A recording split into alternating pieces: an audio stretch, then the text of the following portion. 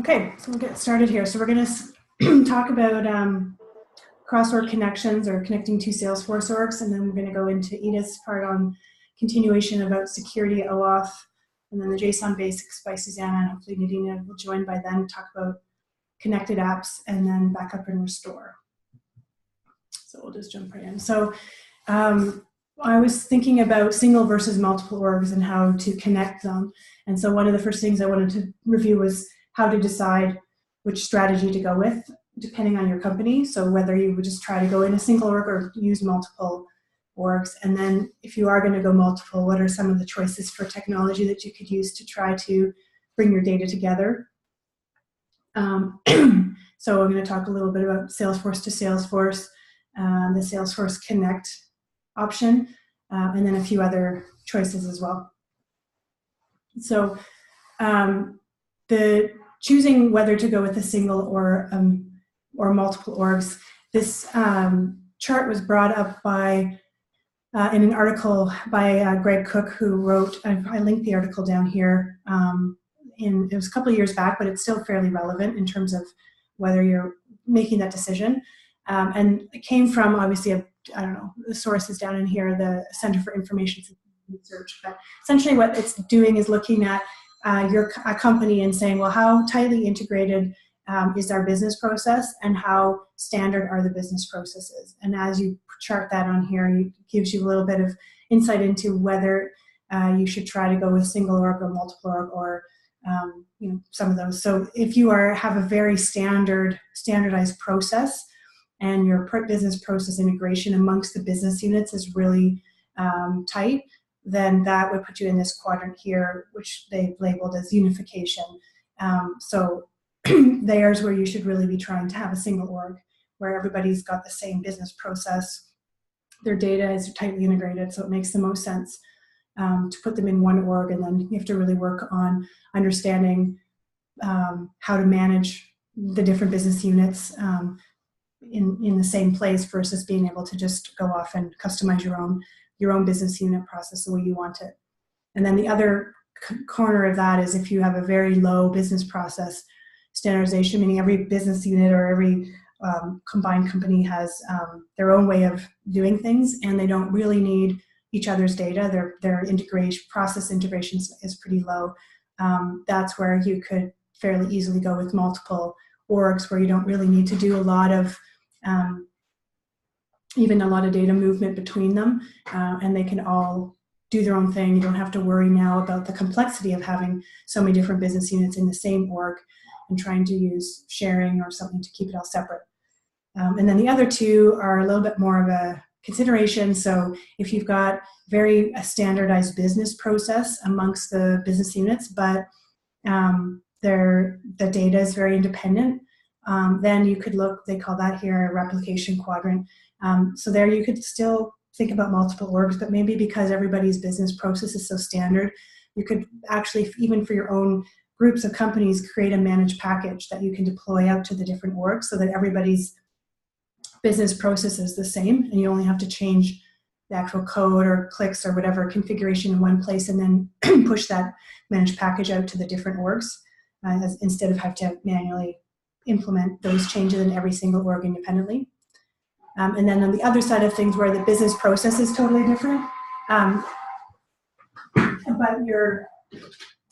you do need to integrate your data or your business processes work together.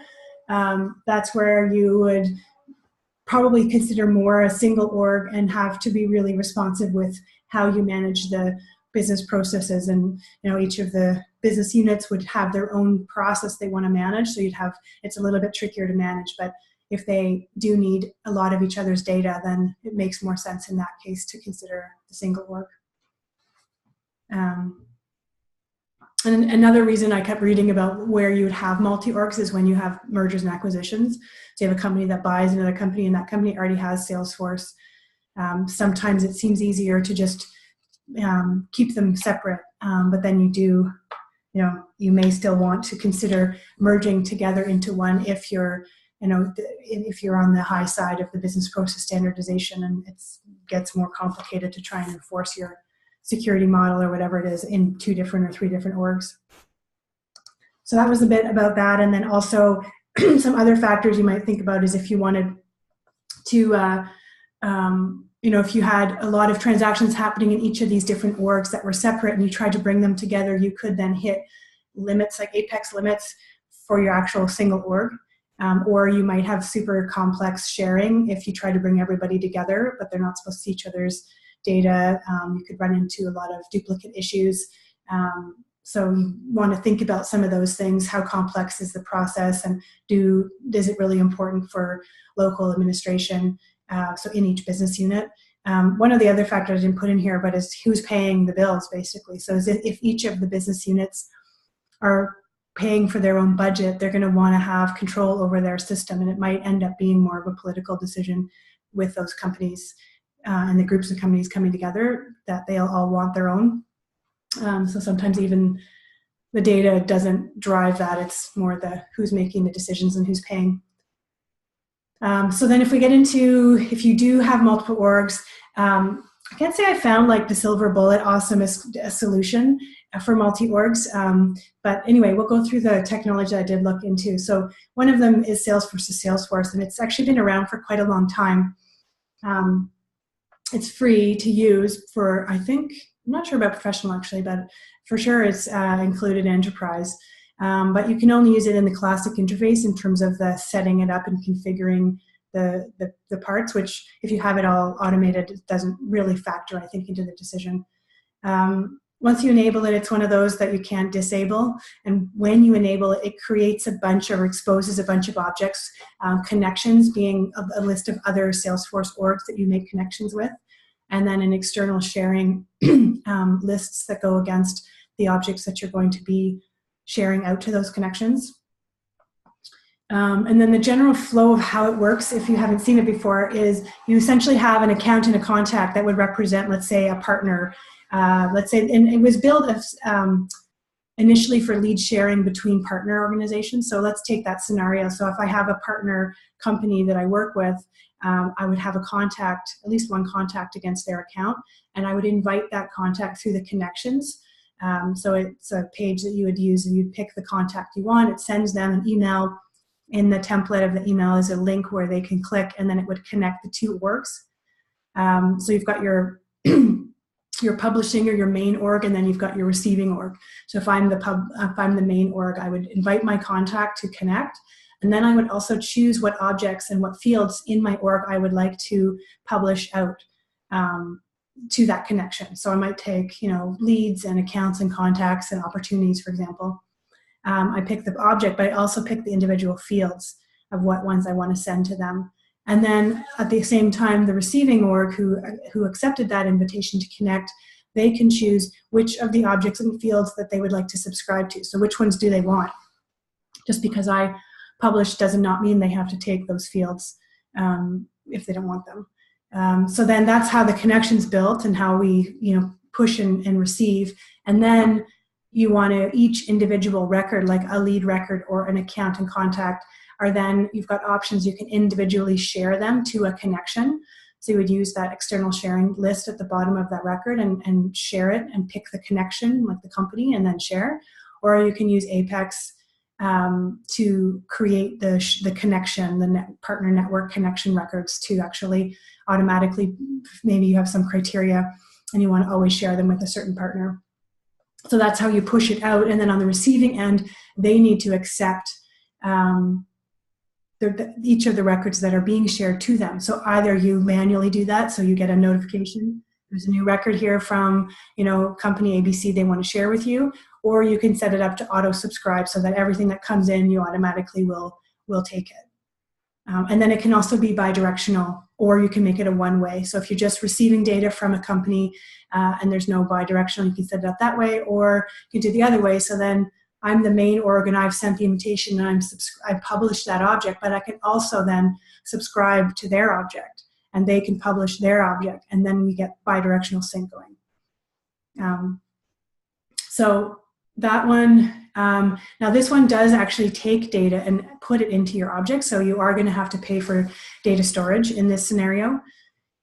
But it does actually put the data together in the same object, which I thought was a pretty nice feature if you want to look at all your contacts or all your leads or whatnot. It didn't seem like it could manage chatter, and it also really just used sort of your like main standard objects.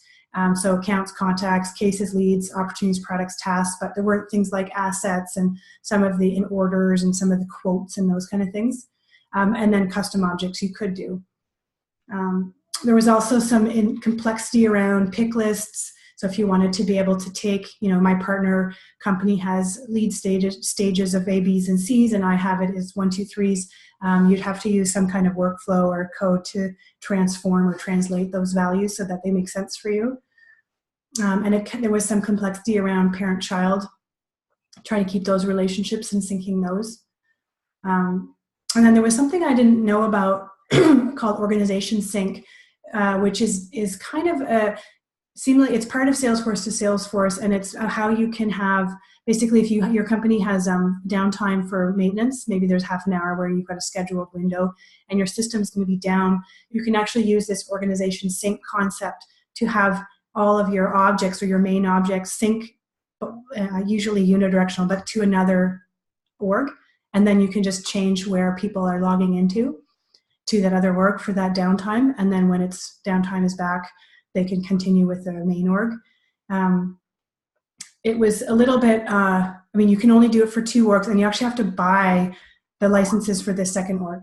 So it wasn't necessarily something everyone should go running because you have to pay for a whole nother org. And also you can look at doing bidirectional so that if the person was, like it was a customer service rep who needed to be able to create cases during your window, then you could have it bidirectionally push back. But the other thing was if you do copy over all your metadata, all your objects and your workflows and everything, you have to be careful with triggers that they aren't running twice, because you're going to, create a record, a case in your main org, and it's going to fire off something, create another object or a record, or, do something. Well, then if you sync that over to your other object, it will already have created that new data. But when you create a case from the Salesforce, we don't want to do it again. So you kind of have to keep your metadata in sync, but you actually have to change a lot of the triggers in the second org to not run again, depending on what it is. So it seemed like it was a little bit complex and expensive, but I guess it's a way of allowing companies that need to be up 24/7 to get around this maintenance window to still be able to find customer data or something like that. Anyway, so that was what I found out about that. So I was Salesforce to Salesforce. Whenever I hear about it at different customers, it's pretty much poo-pooed all the time, like, oh, that's old technology. And so this is the newer technology, Salesforce Connect. I think for a while there it was called Lightning Connect. Now it seems to be called Salesforce Connect. So this is where the concept of external objects come in. So it's where you want to take data that's not in your Salesforce org, but have access to it and even link to it, but not actually copy it into your org. So this one does not use your data storage, and it avoids the data being copied over and then becoming stale, because it's always going to be real time pulling in from this other object. So I guess the idea is you could connect to another Salesforce org and have their data come over into an external object on your side, and every time you look at it, it's always the most up-to-date data. Now it did seem pretty expensive. I think it was something like $4,000 or $5,000. Maybe per month. I don't know. The pricing is always changes all the time. But anyway, it did have an additional cost. That's from times that I've looked at it with clients, it's been prohibitive, but something to look at. And then for the actual Salesforce multi-org, they do have a cross-object adapter that's specifically for Salesforce. So that one does take, every time you use it, it does consume API calls, so you have to be a little bit careful. And they're basically saying if you're going to frequently need to access a lot of data in a different org, then you're better off to bring it over with an ETL tool and actually bring it into your system, whether that's with Salesforce or one of the options I'll talk about later. So this seemed to be suitable if you're going to get net new data from a different org into a different object, then you could have an external object to represent it. And it seemed to me that every connection you make is a separate external object. So this one didn't feel as helpful with when you have lots of different orgs all with accounts and contacts that you want to converge together, because it seemed to me everyone is going to have its own external object. Anyways, so the Salesforce Connect product does have 3 different types of adapters you can pick. So there's OData, 2.0 or 4.0, and basically that's very flexible for anybody that produces 2.0 or 4.0 data on the internet. It's a REST-based protocol, and there are some limits there, but it's 10,000 transactions or callouts an hour, and you can query seem like up to 1,000 rows if you're doing a pull from that external data source.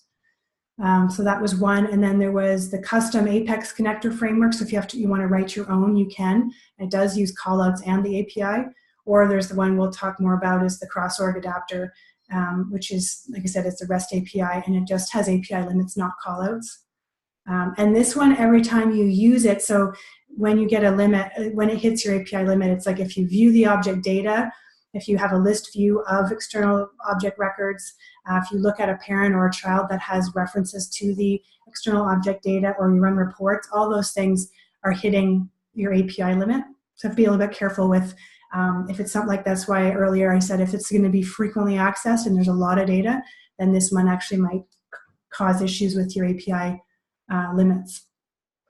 And then some of the limitations I found with this one had to do with some of the field types. So it doesn't do activities, notes. It doesn't seem to handle record types or record level sharing.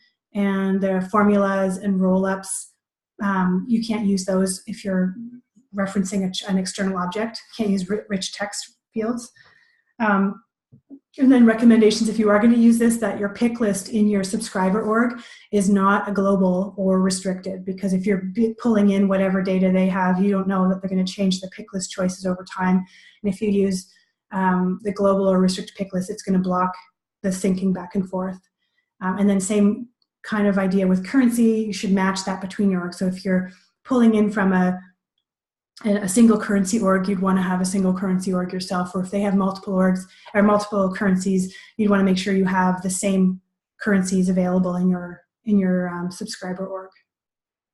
I found this chart, again, I put the link down here where I found it, and this is a couple years old, but trying to compare the connector, so the Salesforce Connect, to the Salesforce to Salesforce. And I mean, the main one is talking about it copies data over for Salesforce to Salesforce, and so consumes your data access. But you can edit it. And then on this side, it's not actually copying it over. And at the time, the sync data was read-only, but I think it's either this release or next release they are adding editability to the external object where we push that data back, the changes.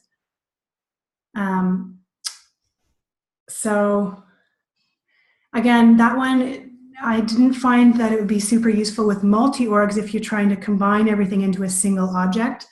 I thought maybe you could use it where you could take, you could sort of abstract the data from each of the different orgs and bring it into separate external objects, and then combine that into a new object if you wanted to try and bring it all together. But it seemed like there needed to be a little bit more work, at least on my part, to understand how that would be practical to keep all of the accounts together and in sync with an external object. So then we came to third-party tools, which seemed to me to make more sense if you're talking about a lot of different orgs, bringing them all together. So this was, there's tons of products out there that you can look at, but basically they're typically built by some other vendor, and if they're on the App Exchange, there has been a security review on it. Some of them are super complex and quite expensive, and other ones are much more simple, just one, a data sync between 2 different objects, you map the fields and that's it. So there's a lot of variety out there in terms of how complicated you want your integration to be, and if it's bidirectional, unidirectional. There's a lot of pre-built ones like SharePoint, or there's all kinds of stuff out there that's already built depending on the integration points you have. But typically you do have to pay per connection, so it can get pretty costly when you do that. And I just found I'm not at all have anything to do with Skivvy or anything about it. I just thought this was a good website to see that there's so many different choices when you're talking about vendors and what they can do for integration. So this particular one, it can push data sync with all these different vendors. But then there's also, okay, well, what if you want to migrate your data between not just syncing it or creating data one or the other? It talks about what about CSV file data coming back and forth, or replicating your data, doing backup of your data. I mean, it just goes on and on. There's the whole data connector stuff. So it's, there's tons of options out there. So I think a lot of it is talking about like what's your particular use case for it, and trying to find the right kind of product and price point. And then there was a few other random things. I saw an article I linked here that you could bring a bunch of orgs together into Wave and use data sets. And then if you're just looking to report on transactions across different orgs, then rather than moving the data into an actual Salesforce org, you can have Wave Analytics pull them together. You do have to pay for Wave, but it would just be in the one org you're going to run for the reporting. Or you can have your own code written, but then you're relying on developers and having them understand how to be efficient with your API and potential maintenance issues. And you'd have to understand what's happening in all the different orgs. But I've certainly seen that where there's, point-to-point integration where you need to pull in information or you need to keep something else in sync, and people write it themselves. So anyway, that was a very brief overview of the multi-org. And I'm going to move on to Edith. Okay, this is the second part of the security. Just a reminder of last session. We review inbound integration security. And basically, the way to do it is creating a user in Salesforce, because all client integrations are treated as users. We also review a little bit of overview of OOS 2.0. And this is the second part. So what we are going to review is all of these concepts that it goes from network authentication, session, data, application level, transport layer, and outbound integration security. Just to mention that all of this is, I got all of this information from Salesforce University. You can link directly to it, going directly to the trail mix, and is the first link that is integration with force.com security. Okay. So the first one is network authentication. I think, could you give like 3 enters, please? Because. Oh, I see that. Okay. Regarding network authentication, Salesforce has like two ways of specifying some settings. The first one is profile. If you specify permissions in profiles, you can set up the login hours and IP ranges for connection for clients that are connecting to your Salesforce org. In this case, you can establish what time is the profile allowed to log in, or what range of IP is allowed to log in into your org. You also have the option to set up to the organization level, and in this case, you can just set up the IP address ranges. Okay, next one. So if you have set up the profile and the organization-wide, the flow is as follows. First, Salesforce checks that the user that is trying to connect is within the hours that are specified for its profile. If it is not, well, it won't be able to access the resources. But if it is, it checks the IP range. If it is correct, it will just get permission to get into the org, and everything will continue as it is. But if not, maybe you have organization-wide settings. So if that is the case, it will check if the user is in the IP range. If it is, well, it just gets access. But if it is not, maybe the user still has a token, a security token that is valid, and it doesn't matter that it's not in the IP range. If the security token is valid, it can just access the resources. Otherwise, the access will be denied.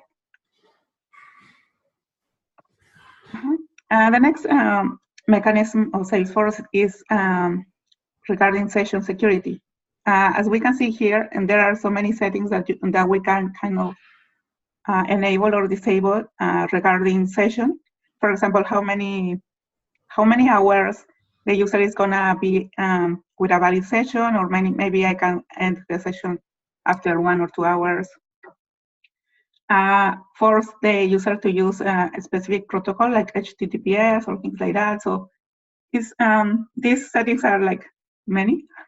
And for example, in caching, there is one that we developers use a lot. That is the one that we will sometimes disable this because Lightning resources are cached.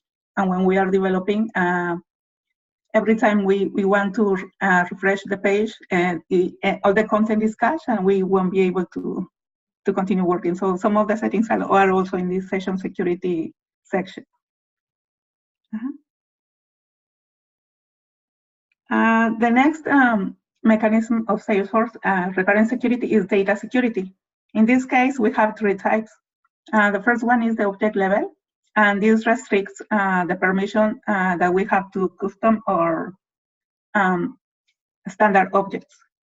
In this case, we can specify all the CRUD permissions. The second one would be the field level security. In this case, we can specify by profile which fields the user can read or edit. In this case, there are special fields that can be encrypted.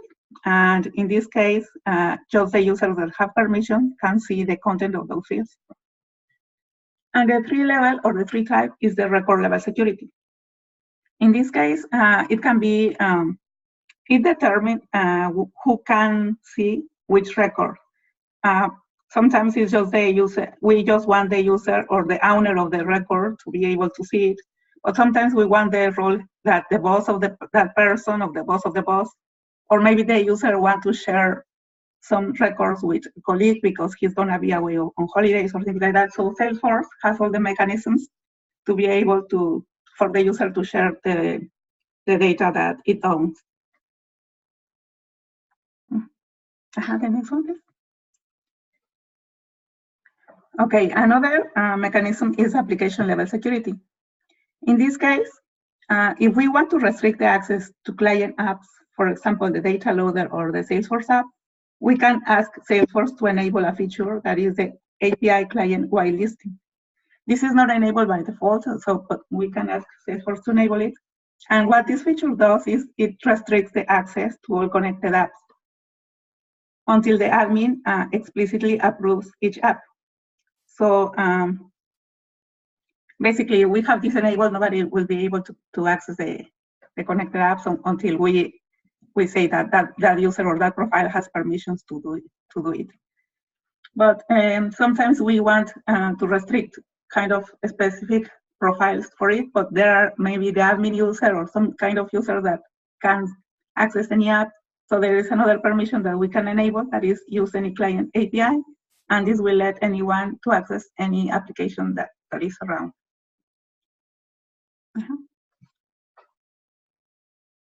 Okay, the next mechanism is transport layer security. In this case, Salesforce uses the TLS protocol, and this protocol provides a secure transport over HTTP or HTTPS. And what it does is that it ensures that the information that travels between my client and my Salesforce instance is encrypted. So it uses SSL certificates that Niki talked about last session, and it also allows detection of message tampering. And all the previous ones were regarding inbound integration security that we started last week. But then in the case of outbound security, that is when Salesforce is gonna do callouts to external web services, we have three ways to use security. One is that we can enable two-way TLS that Niki talked to us about also last week. So in this case, we can ensure that the client and the server are trusting each other using certificates. And we need an authority to sign the certificate. We configure it in Salesforce, and we have that trust between both client and server. We can also use, Salesforce use outbound port restrictions.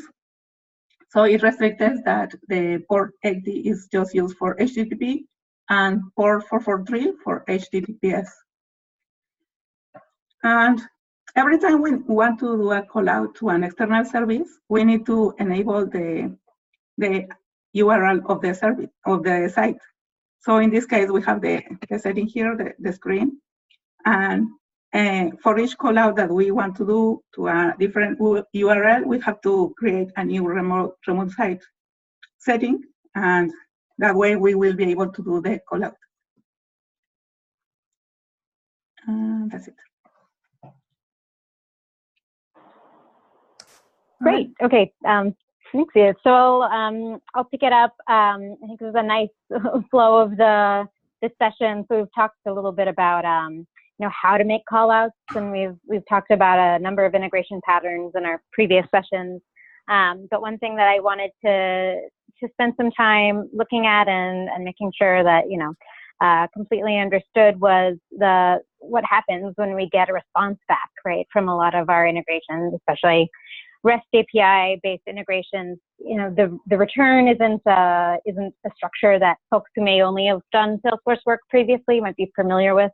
For me, I knew about JSON, but didn't know sort of the nitty-gritty of it. So I'll be walking through some JSON basics as part of these next few slides to get sort of a base level understanding of what JSON is, and then also how to read it and work with it in order to support some of the integration patterns and callouts that we've previously discussed. So to get started, JSON, and we can stay on that same slide, Niki, actually. Just so folks know, JSON stands for JavaScript Object Notation, and it's a nice lightweight text-based format that is primarily used to transport data between a web application and a server.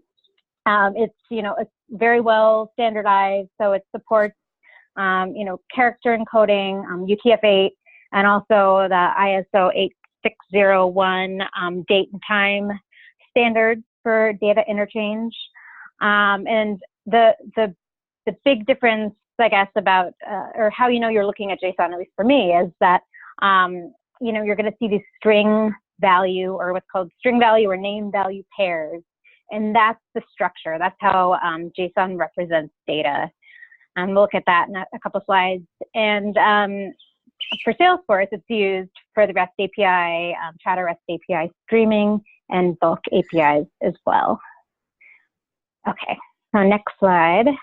So again, I think the most important thing to understand first about JSON is that you're going to see these string value or name value pairs. Both string and name are sort of used interchangeably in a lot of the documentation because the name is always going to be of data type string.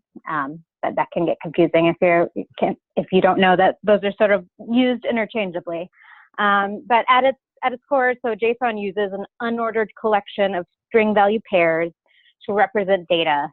And as you can see on the screen, the string is, or string or name is always the field name that the value on the other side of the colon should be associated with. And the value, which is on the right side, right, can be a number of different data types. So the value could be a string or a Boolean, a number, or an object or array, if you're getting really fancy. And each name, this pattern is always followed. So the name is always on the left-hand side of the colon, and then the value that's associated with that name comes next. And then if there's more than one name value pair, each pair is separated by a comma. Next slide, please. Okay, so the two structures that JSON is built on are the object and array structures, and they're used, and when we actually look at an example, they're used hand in hand. But on the left-hand side, you'll see the JSON object structure, and you're looking at a JSON object when you see the curly braces on the outside. And here I can see that in this one JSON object, I have, 5 name value pairs. And in this example, it looks very familiar, similar to, what you might see out of Salesforce. You're seeing that name, which will correspond to the field that that value is corresponding to. You can see an account ID and in the name slot, and then on the other side of the colon, the actual value, that actual account ID of a particular account. So that's one of the structures. And then the second structure that's used hand in hand with the JSON object is the JSON array structure. So in that red box, you can see that inside our one JSON object, we have an array, and it's an array of records. So the name of that particular name value pair is records, and then inside the brackets, and that's how you're looking at a JSON array. Inside those brackets, you'll see that there's two name value pairs, one for the name CDEV and then one for CDEV3. So that's essentially how, when we receive a JSON object, you would see multiple entries, multiple accounts. If we were, returning all this, if we were sending a call out and expecting to receive a number of different pieces of data, they would be listed in that array inside the JSON object. So we can look at this as an actual example on the next slide. This is what maybe a sample response to a REST API query or an HTTP GET might look like. So you can see in the example that there's essentially three fields, right? An object with three fields. A Boolean at the top called done, and that Boolean named done has a value of true. There's also an array containing two account records. So I can see, in the quotes, the records, and then the opening of my array. And then the final field in this example is an example using a number, and it's an integer with the name total size, and that value is 2. So this is again, this is another example of an array existing inside of a JSON object, and this is basically what a real response might look like. And then on the next slide, let's see.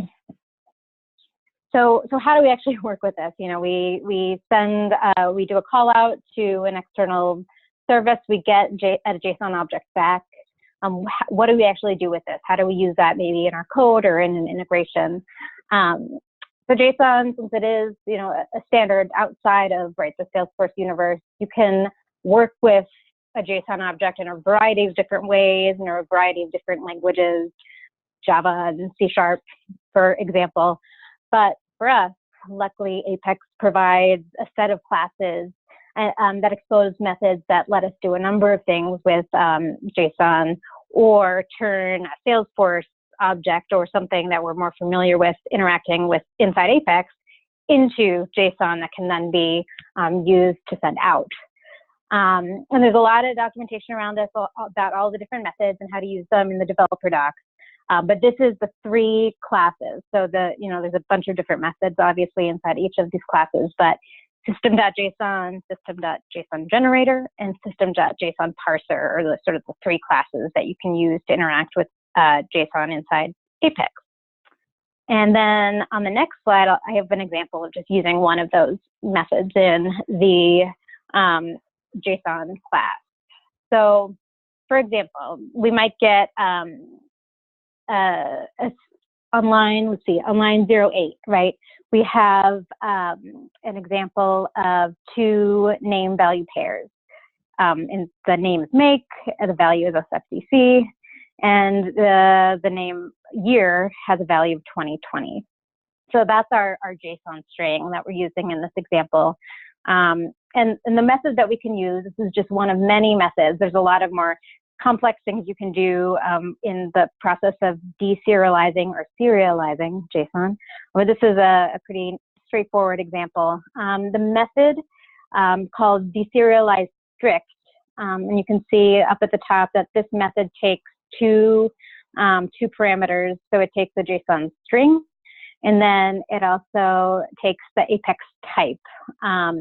And what the method essentially does is it deserializes the JSON string into a specified type of Apex object. So you could say, you know, I want to deserialize this JSON string into an account or into a contact. And in this example, we're deserializing the JSON string into a custom, into an Apex object that we're calling car, and we're retrieving the shape of that object through the car class that's at the top of the example. But essentially all we're doing, right, when we call public void parse is we're saying, right, for car C, deserialize this JSON string, which again in line 08 is this make and year name value pair, and then take that string and turn it into an Apex object of car. And, you know, a pretty simple example, but we're then able to use some asserts to see that we've actually successfully deserialized our JSON into a car object. So learning how to interact with these JSON objects is, you know, I think a really essential skill in order to be coding the code behind these integrations. Obviously at a high level, you just need to understand sort of what JSON is, how it's different from, you know, maybe some of the code that we're used to seeing in Salesforce. But, you know, it's a really powerful tool, I think, to dig in on and really get to know. So as part of this, I definitely understand a lot more how to, some different ways to interact with JSON objects that are returned. In the past, I've only, you know, used a couple of methods, but there's really a lot out there. So I think that's it for JSON basics. Great, thank you. All right, Nadina, do you want to take it away? Sure. Can you hear me all right? Yeah. Okay, so last week I talked about Canvas apps and it kind of mixed in with connected apps. So I figured I'd continue from there. So right off the back, connected apps are designed to be run independently of the user interface, so off Salesforce, but they're connected to Salesforce. And you can use OAuth and you can use SAML, single sign-on, to get the token, get the session. I'm not going to go too much into that since Edith did a lovely presentation on that. But when I think on connected apps, I found myself keep going into like mobile. So building for like mobile applications where you want it on a website, or you might want it in an application directly. And then if you move to the next slide. So with connected apps, there are a few things that you can change. You can change like the name, the description, the authorization protocol. So OAuth, SAML, IP ranges, information about mobile policies that the connected app can enforce. So it's very secure when it comes to doing the actual connection.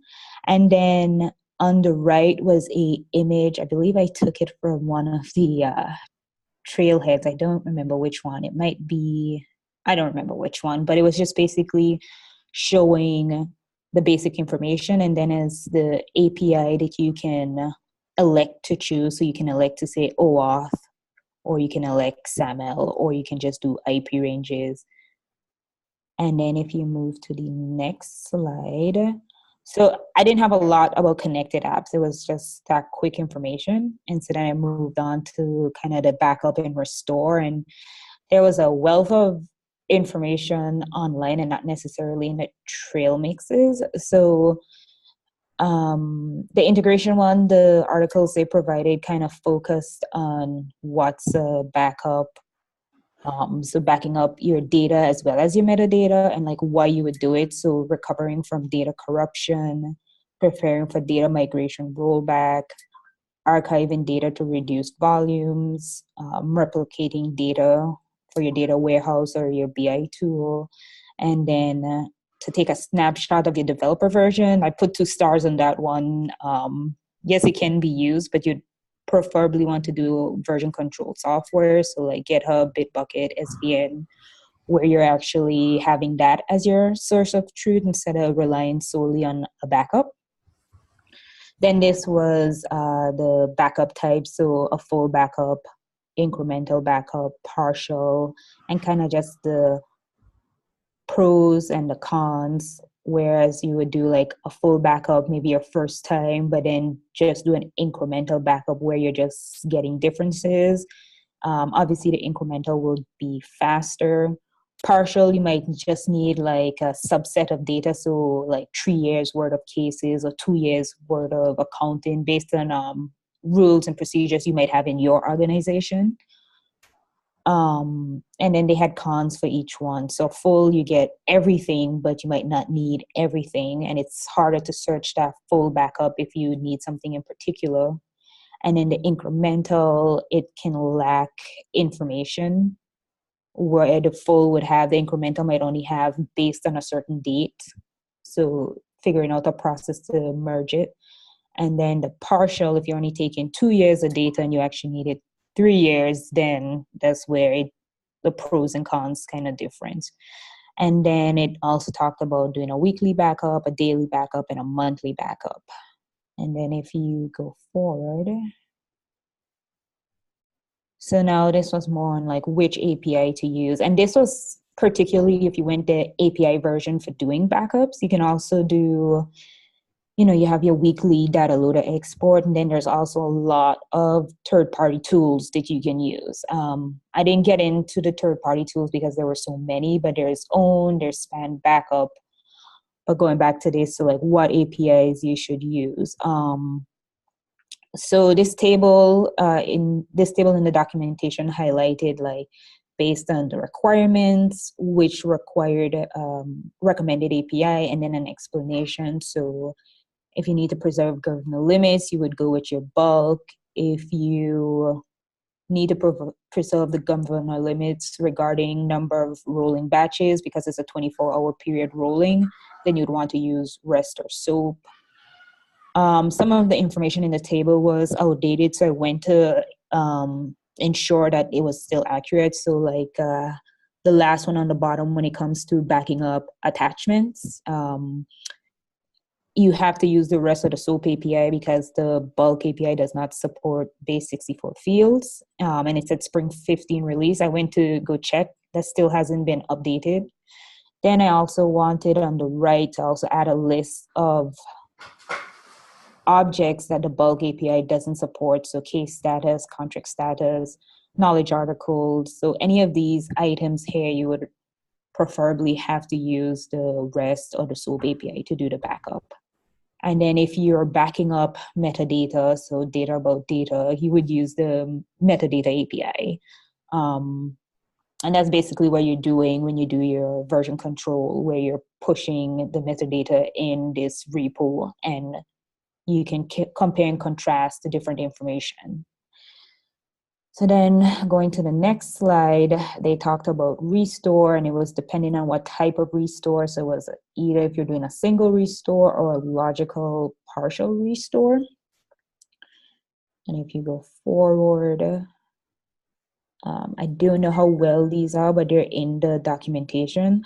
So for the restores, it was more talking about your disaster recovery plan and making a plan for policies and procedures on what could happen and what you should do. So if you have if something happens where a user accidentally deletes a record, it might check the recycling bin first because it might not have fully been deleted. And basically just executes on backing up your data, being able to detect that a record was actually deleted, fetching the record, whether it be from a recycle bin or if you're backing it up locally, natively with the weekly data exports, or if you're using a third-party tool like Own Backup or Spanning or any of the other tools, they usually have they have features where you can find the data and do a restore.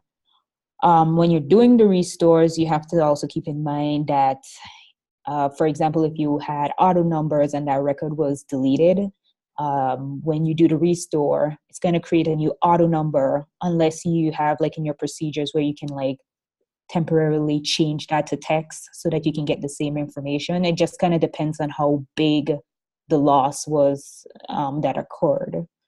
And then also with dates, when you do a restore, you're going to lose that date information unless you have track audit fields on.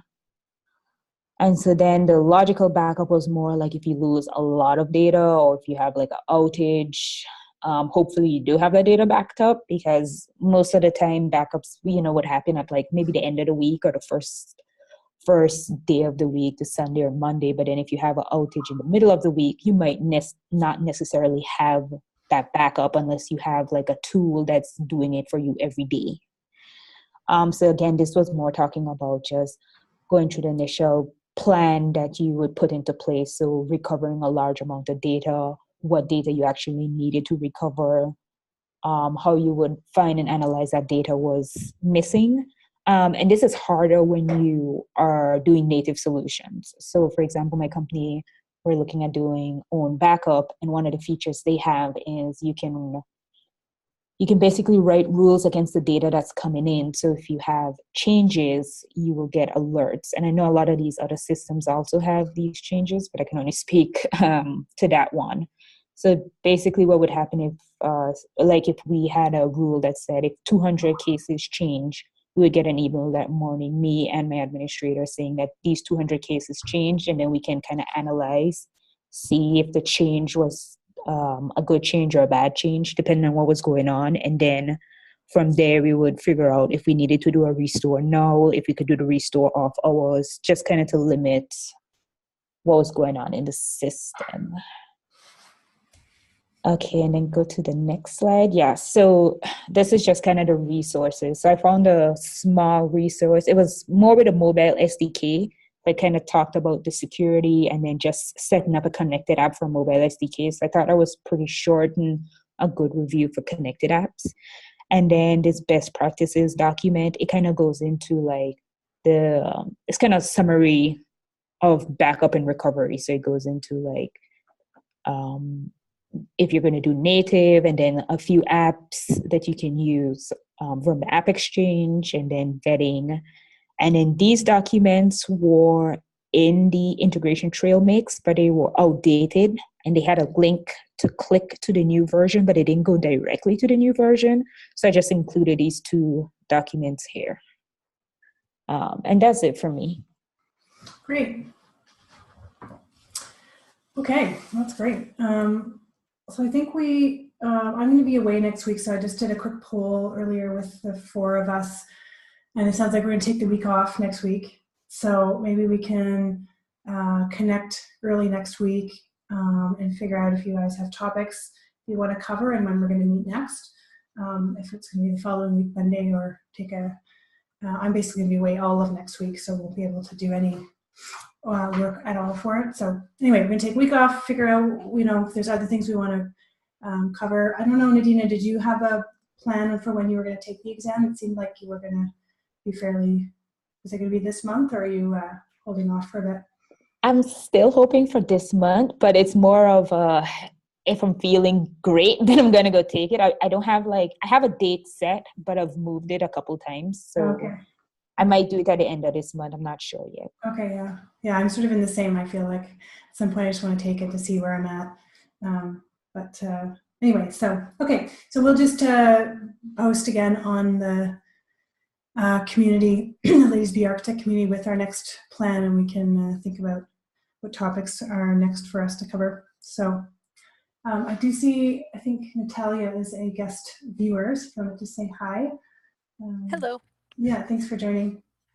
And all of this stuff will be posted up on the website and available for review. So thanks for joining us. And yeah, I really appreciate everybody's effort on this, and our helps me move forward, and hopefully it's helping you guys as well. So we will leave it there, and we'll be in touch next week to figure out what the next steps are. All right. Sounds good. Thanks, Niki. Okay. Sounds good. Have a good rest of the week, guys. Bye.